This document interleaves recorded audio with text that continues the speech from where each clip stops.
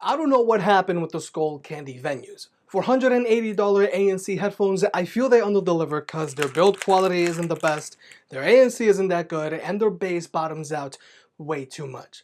But when it comes to the new Skullcandy Crusher 360s, that's a whole other story. These things are sensory overload, and I love it. They're definitely not for everybody, and I would have done a few things differently, but overall, these are just a lot of fun. When the Skullcandy Crushers 360s were first announced, I was shocked when I heard they were going to retail for $300. That's twice as much as what the original Skullcandy Crushers are currently retailing for. But I think the Crusher 360s aren't going to be replacing the OG Crushers because they're on a whole other level. And I think the $300 price tag is justified. So if you want to pick either of these headphones up, I'll have links in the description below. And if you use the links, it really helps out the channel. I highly suggest you check them out because you never know when these headphones might go on sale, so you might get lucky.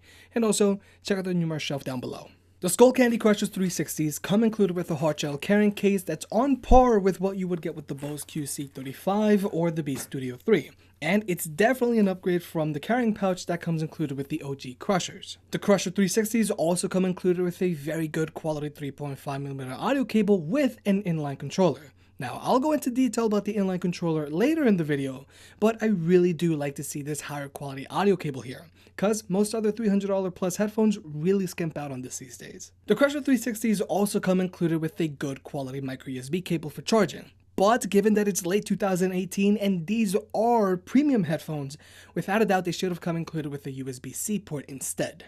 But when it comes to the design and build quality of these headphones, I can see why they're $300. The headband and ear cups have a soft touch feel to them, very similar to the Sony 1000 XM3. They have exposed metal on the frame of these headphones, and the leather on the ear cups and headband feels much more premium than anything you would find on Skullcandy's other headphones.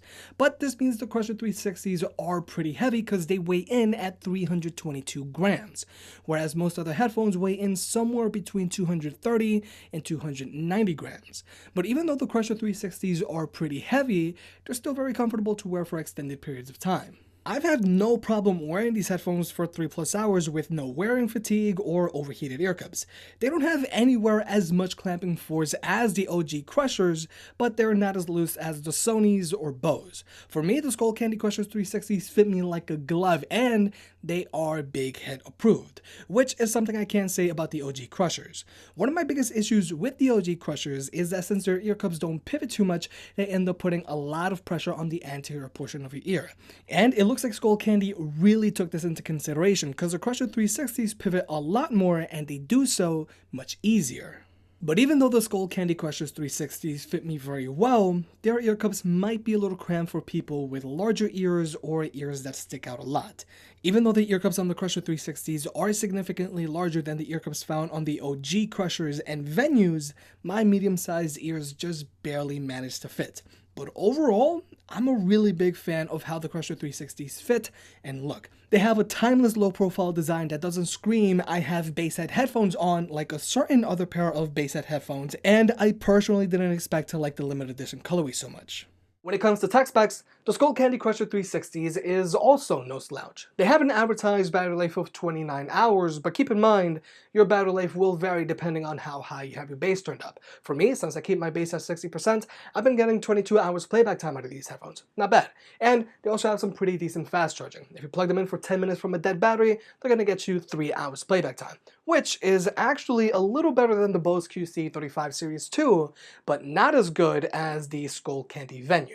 But when it comes to their Bluetooth connection, there's some good news and some bad news. These headphones are rocking Bluetooth 4.1, and the good news is that they have a very stable connection, and there's actually very little latency, so they're actually pretty good for watching videos on your phone. But the bad news is that you can only be connected to one device at a time, which does suck, and I do find it a little odd because the new Venues can be connected to 2 devices at a time. Now, when it comes to sound quality, keep in mind these headphones are meant for people who absolutely love bass, and the bass on these headphones over-delivers in the best way possible. Listening to music with these headphones is just pure fun. The bass on these headphones just adds this extra element where you can literally feel your music or feel like you're front row at a concert. Like I mentioned earlier, I keep the bass on these headphones at 60%. I feel it's the right amount where you can feel your music but still hear your music. Even though the bass is its own entity, if the bass is too high, it does overpower the rest of the song. But even though these are bass head headphones, these are still good sounding headphones, period. With the bass effect turned off, they have a neutral sound signature with a good amount of bass and treble. Their clarity and soundstage is also very good, but I do think instrument separation could be better. But with the bass effect turned on, the quality of instrument separation doesn't matter. The only thing I wish I could do with the Crusher 360s is bring out the mids a little so you can still hear them when the bass really gets going for a long period of time. Now, overall, the sound quality of the Crusher 360s is obviously better than the sound quality of the OG Crushers. The bass on the OG Crushers doesn't sound like bass compared to the 360s. It just sounds like someone's flicking metal springs next to your ears. It doesn't sound good, and it just makes the bass feature on the OG Crushers look like a gimmick. Whereas the bass on the Crusher 360 is clean, it sounds good, and the max bass on the OG Crusher feels like when the bass on the OG Crusher 360s is set to 40%. But I can't help but notice the Crusher 360s don't get as loud as the OG Crushers, which in the long run is good because it saves your hearing, but when wearing these out in public, I can't help but want the Crusher 360s to be 1 or 2 steps louder. Now, when it comes to actually adjusting the bass effect on the Skullcandy Crusher 360s, there's actually a touchpad on the left ear cup, which is an upgrade from the slider found on the OG Crushers, and it's very accurate. But I personally feel this is nothing but a gimmick. Since there's really only 6 bass levels, including off, I feel the touchpad is unnecessary. I think Skullcandy should have just used a 2-button rocker to adjust your bass level if it meant reducing the price of the Crusher 360s to maybe $250 instead. But since we're stuck with the touchpad, I would have liked if the headphones gave you some haptic feedback as you raised or lowered the bass effect, and maybe gave you a double rumble when you set the bass effect to 100%. Cause right now, since you don't feel anything as you adjust the bass on these headphones, you either have to wait for the bass to come in whenever your music is playing, or just take the headphones off and look at the gauge. Now, on the right ear cup, that's where you'll find your meter controls, and I like this button layout. They're easy to find, easy to tell apart, and they have good tactile feedback. The only thing I like about them is that you have to press and hold the plus or minus button to skip a track or go back a track, and I know I've been very vocal about this because I hate when headphones do this because it takes much longer to skip a track compared to double or triple pressing the center button like on other headphones. But oddly enough, you can't activate your voice assistant with these headphones. Double pressing or pressing and holding the center button doesn't do anything. If you want to argue with Siri, you're going to have to activate it first from your phone and then talk to your headphones. Concerning the audio cable I mentioned earlier, I like it because there's a play pause button on the back that if you double press or triple press, it's going to skip through your music, which is the right way to do it. There's also a volume rocker that's going to adjust the volume locally on the headphones, but not on your phone. So just keep that in mind the first time you plug them in. And when they're plugged in, you can still adjust your bass effect using the touchpad. But I do have to point out that the Skullcandy Crusher 360s do sound a little better when used with a wired connection versus a wireless connection, which is important to take note of because newer premium headphones these days like the Sony 1000 XM3 can give you lossless audio even with a wireless connection. Now, even though I really do like the new Skullcandy Crusher 360s, I don't like how they're missing key features from the new Skullcandy Venue, given that they were announced alongside one another, and it's clear the Crusher 360s are Skullcandy's flagship product now. I really wish the Crusher 360s had tile integration like the Venues, cause, correct me if I'm wrong, I feel you want to be able to find your $300 headphones if you misplaced them, or if someone at school stole them from you. Who knows, you might want to have a civil conversation with them. I also wish the Crusher 360s had a monitoring mode like the new Venues do. I get the skirt when I want.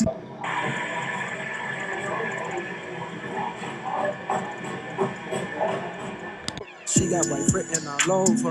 She got white written all over. But I think that in order to get that feature working properly, you need 1 or 2 more microphones built into the Crusher 360s. Because right now, the Skullcandy Crusher 360s only has 1 microphone built in them, and it sounds pretty meh. But this audio clip is being recorded by the microphone found on the Skullcandy Crusher 360s, so you can be the judge of that. But overall, like I said at the beginning of this video, I love the Skullcandy Crusher 360s. They're just a lot of fun. Sure, they're missing some features I would like to have from the Skullcandy Venue, and I think they should have had a USB-C port, but I can't help but crack a smile every time I wear these headphones. It's not even fair to compare the Crusher 360s to the OG Crushers, because the Crusher 360s are in a whole other league. They're built better, they fit better, they look better, and they sound better. I don't know what happened with the Venues, but Skullcandy knocked it out the park with the Crusher 360s. But I know that $300 for a pair of bass head headphones is pretty steep, because for around the same money, you can pick up the Bose QC35 or the Sony 1000 XM3. And sure, these headphones in the long run could be more useful because of their ANC, they fit better, and they have more technology packed inside them. But I like to look at these headphones like cars. The Sonys and Bose are like your Mercedes S550 or BMW 7 Series. They're meant to get you to where you're going in comfort and style. Whereas the Skullcandy Crusher 360 is your Porsche 911 or Audi R8. Sure, they cost about the same as the luxury sedans, but these are all about driving dynamics and just having fun. And I feel that's what the Skullcandy Crusher 360s are all about, just having fun. If you made it this far, I guess you enjoyed the video, so hit that like button and get subscribed. It helps out more than you realize. Support the channel by clicking on the links down below, and I'll catch you next time.